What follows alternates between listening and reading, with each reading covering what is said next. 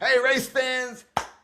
I'm Trackside Tony. Today I have my friend, my buddy, Laurel Park Dominic, LPD. Dom, how you doing? Thanks for joining me. Doing great, Tony. Yourself?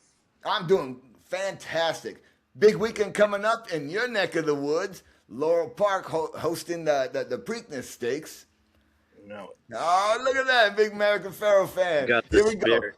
So I want your opinion. You being the expert on Laurel Park, what's the difference in the track and the way the horses might run between Pimlico and Laurel? Anything?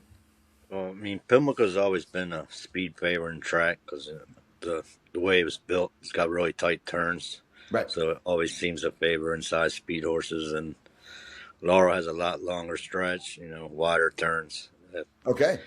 kind of leans more towards closers, Okay. stalking kind of horses.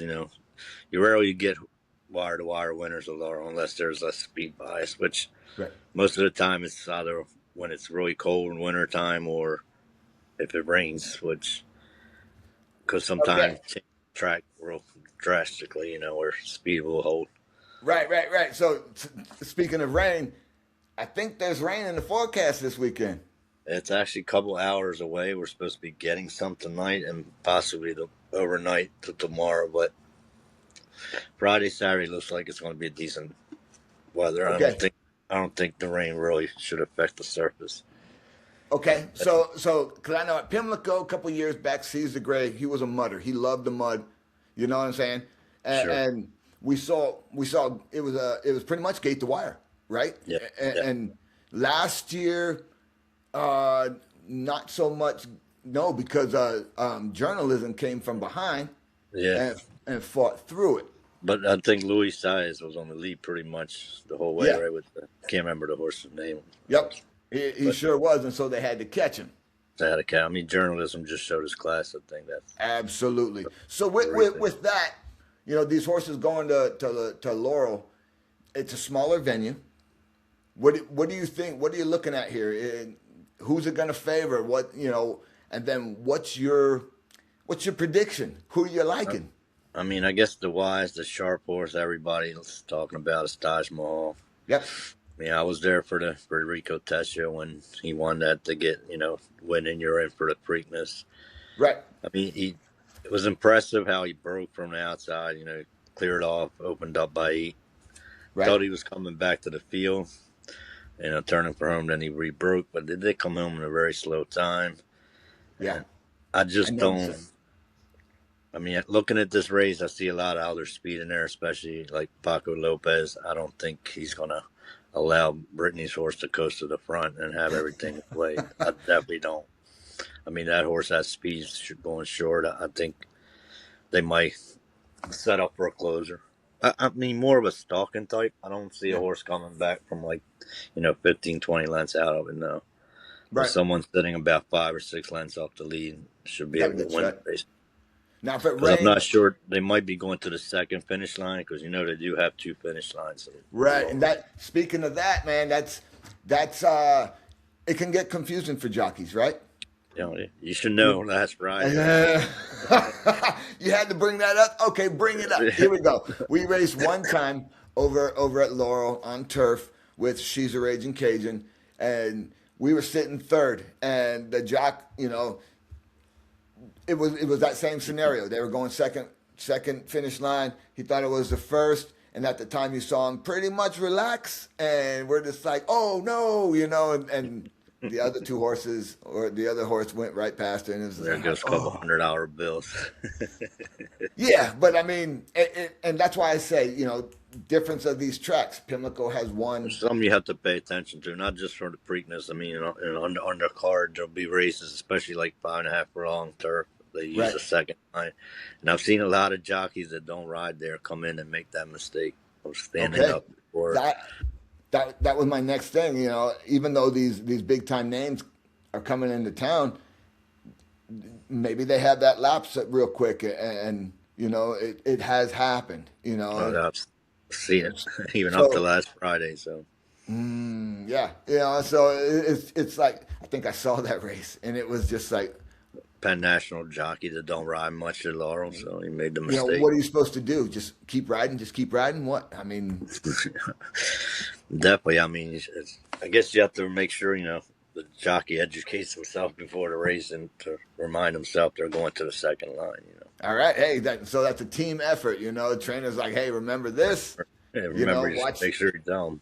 Yeah, watch these turns are a little bit tighter than the regular track.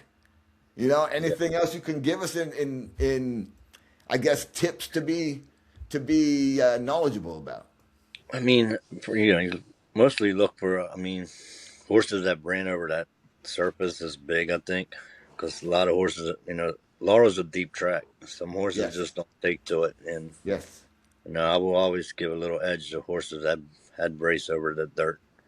yeah, I mean, it's a lot of good horses that day. So I mean, yeah. How can I mean? That's why we're doing this. I wanted your opinion, your expert opinion. So then, last question. Then I know you got to go. Who you got? I'm on Unibolt. Really? Yes, I You used him like? in the Derby with the 1 in 19. So I mean, I think he Incredible. ran an impressive race. He was a good sixth, and if you watch Yep. down the stretch, Renegade did make contact with him, and of course, my buddy Irad kind of leaned into him a little bit.